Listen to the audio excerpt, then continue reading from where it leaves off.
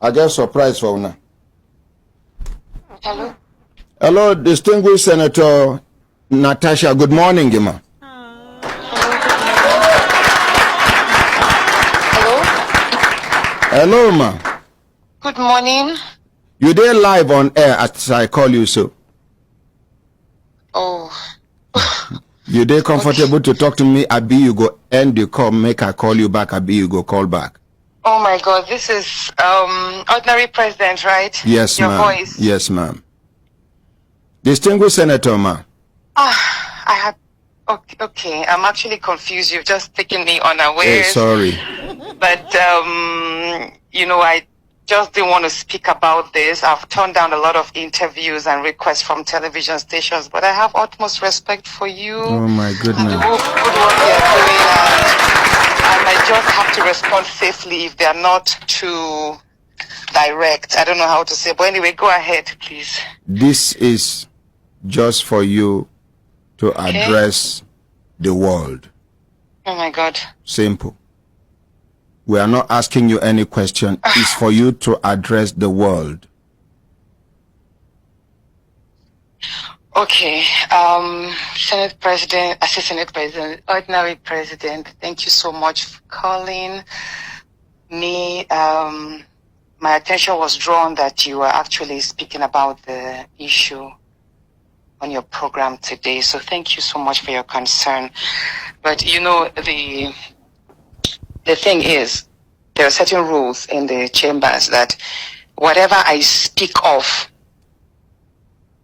in the Senate can't be used against me. That means I can't be sued. But outside. But if I make any utterances, considering the fact that I am facing a lot of harassment, I have been going through a lot, and I have remained quiet because I didn't want to be interpreted wrongly. I didn't want any lawsuits against me.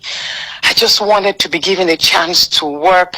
A lot of my privileges have been denied. I have been pulled out from many international activities that I was part of. That is right after that whole nightclub incident that happened last year. Yes. Ever since then, I have been issued. There was even a United Nations event I was supposed to attend, which the UN nominated me for. But my name was struck out that they will not promote me in any activity internationally. Okay.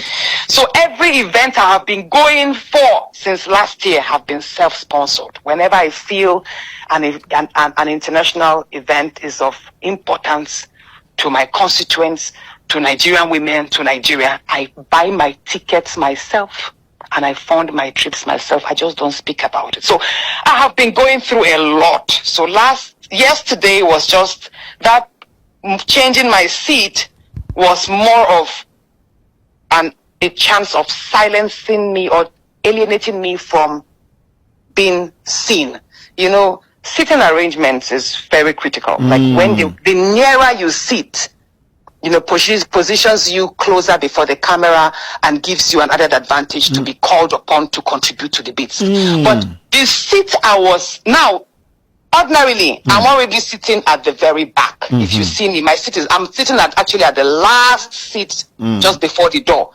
But then I was now moved suddenly without notice, without any information. My seat was moved to the far corner. A part where the cameras don't capture. Like if you sit over there, the cameras you won't even be captured. Nobody will even, except maybe they zoom out and they get to see you there. You will just easily be missing out. You can raise your hands up and nobody will call you. So that is why I said, no, I don't want to move to that seat. I wasn't notified. You understand? This is not a classroom. You can't just push me around. And there are other senators. There are 109 of us. Why is it me? Why do I have to move there? Why me? Just 2 weeks ago, I was removed from a committee from local content. I was moved from there because some people perceived that I was using that office to divert resources from the Niger Delta to the north. And that was not it. We have the Jakarta-Kaduna-Kano pipeline, which is going to be completed by the second quarter of this year, and we need feed gas for that. And the wake of, Nigeria is now positioning itself to be more productive. Industrialization is picking up. So the factories up north, like other parts of Nigeria, will need greater electricity supply. And now we have CNG cars, vehicles being converted to CNG.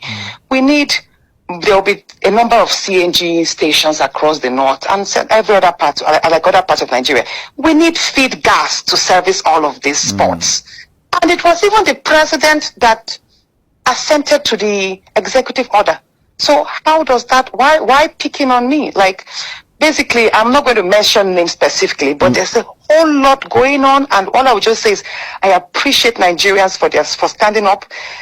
I have been going through a lot, but I will not mention names. It's okay. But, and in due time, if it depends on how things go, in due time, I might have to come up personally to speak on everything. Thank you very much. I know that right now they are planning my suspension. If I'm suspended, fine. It will not stop me from doing my work wherever I can. Do you understand? I have a number of projects in line, and I will keep serving my people. I'll keep being a voice. Thank you very much. Do you understand? Thank you. And I will keep being a law-abiding citizen. So I did not speak out of order. He was reading my suspension, and I had to invoke Order 10, which is an order of privilege, which meant instead of suspending me, if you find me faulty in any area, send me to face the Ethics and Privileges Committee, almost like a panel. That was what I did. I had to invoke that order, which was a right of every senator who felt their rights were being infringed upon. That was what I did. If I had not done that, I would have been suspended on the floor. So I had to say that to prevent the suspension at that point. But I'm aware that there are still plans on the way to suspend me. And if I'm suspended, don't worry. it's okay. Distinguished Senator Natasha. Yes, sir. The whole world is watching now. Thank you. After this conversation with you, we will put a call across to the Senate President and hear his own side of the story. But I want to assure you that the masses are with you on this matter. Thank you so much, sir. Thank you very much. Let's appreciate distinguished Senator Natasha. My brothers, my sisters, if I look at an sister time, don't they give us signal to do it in signal, make we continue to the van, they go. Now to call Senate President Akpabio now.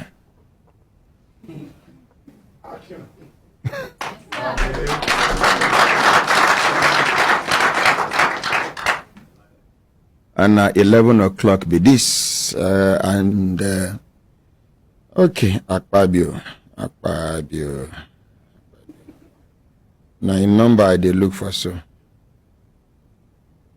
Senate President. Will they call the Senate President of the Federal Republic of Nigeria?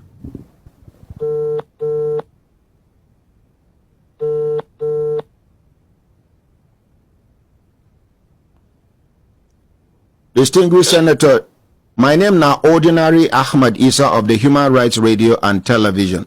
We did live on air, distinguished Senator, sir. Senate President, sir, he end the call. Make her call him back. Make una appreciate him.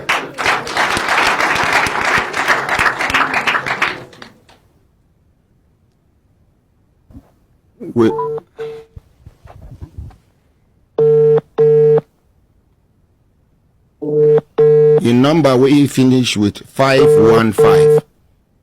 Distinguished Senator Godswill Akpabio, the Senate President of the 10th Assembly. Now we they call, make you talk in own side of the story about what we see for the chambers. We don't call on the second time. How many times will they call anybody here? 3 times. How many we don't do? 2 times. You remain one now. Will they call the Senate President of the Federal Republic of Nigeria? Distinguished Senator Godswill Akpabio, the former governor of Akwa Ibom State, now the Senate President of the 10th Assembly. Now we they call. In number we finish with 515.